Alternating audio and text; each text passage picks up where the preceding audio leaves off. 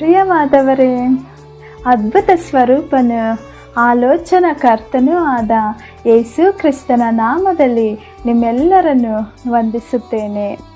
ಈ ದಿನದ ದೇವರ ವಾಕ್ಯ ಮತ್ತಾಯ 8:2.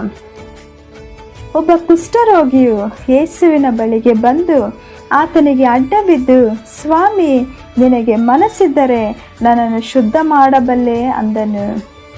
ಪ್ರಿಯರೇ, ಆ ದಿನಗಳಲ್ಲಿ ಕುಷ್ಠರೋಗಿಯ ಸ್ಥಿತಿ ಬಹಳ ಚಿಂತಾಜನಕವಾಗಿತ್ತು.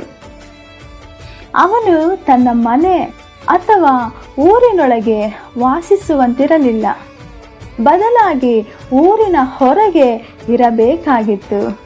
ಅವನು ತನ್ನ ಮುಖವನ್ನು ಮುಚ್ಚಿಕೊಂಡು ಅಶುದ್ಧ ಅಶುದ್ಧ ಎಂದು ಕೂಗಬೇಕಾಗಿತ್ತು. ಯಾರೂ ಅವನ ಹತ್ತಿರ ಹೋಗುತ್ತಿರಲಿಲ್ಲ, ಪ್ರೀತಿಯನ್ನು ಕೂಡ ತೋರಿಸುತ್ತಿರಲಿಲ್ಲ.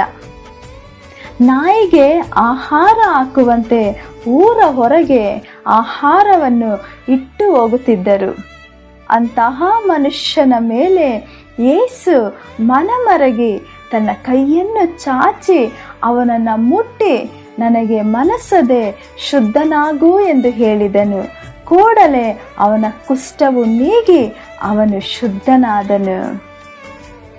ದೇವಜನರೇ, ಇಂದು ನೀವು ಕೂಡ ಈ ರೀತಿ ಸಮಾಜದಿಂದ ದೂರವಿಡಲ್ಪಟ್ಟು ಕಡೆಗಣಿಸಲ್ಪಟ್ಟು ರೋಗ ಮತ್ತು ದೌರ್ಬಲ್ಯಗಳಿಂದ ಸೋತು ಕಣ್ಣೀರು ಹಾಕುತ್ತಿದ್ದೀರಾ?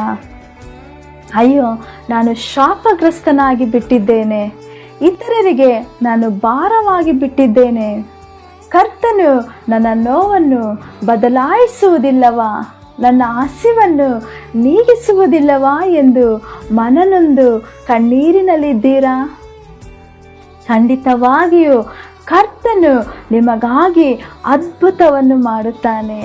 ಕರ್ತನೇ, ನನ್ನ ರೋಗವನ್ನು ನೀಗಿಸಿ ನನ್ನನ್ನು ಗುಣಪಡಿಸು ಎಂದು ಕೇಳಿಕೊಳ್ಳಿ. ಯೇಸುವಿನ ನಾಮದಲ್ಲಿ ಇವತ್ತೇ ನೀವು ಅದ್ಭುತವನ್ನು ಹೊಂದುವಿರಿ. ಎಲ್ಲ ರೋಗಗಳಿಂದ ಬಿಡುಗಡೆ ಹೊಂದಿ ಸಂತೋಷದಿಂದ ನೀವು ಬಾಳುವಿರಿ.